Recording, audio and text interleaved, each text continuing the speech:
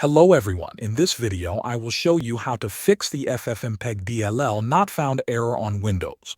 First, close the program that is showing the error. The most reliable fix is to reinstall the program completely. Open Settings, go to Apps, find the program in the list and uninstall it. After the uninstall is finished, restart your PC. Make sure you restart, not shut down, because a restart reload system files properly. After your PC starts again, temporarily disable your antivirus. Sometimes antivirus software blocks or removes the DLL during installation. Now install the program again and then try to open it. If the program works without error, open your antivirus settings and add the program folder as an exception. Then you can turn your antivirus back on.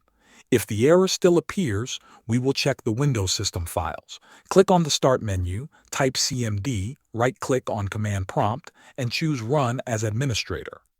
In the command window, type sfc/scanno and press Enter. Wait for the scan to finish. This process will find and replace corrupted system files automatically. When the scan is done, restart your PC and check the program again. In most cases, the error should now be fixed. Thanks for watching.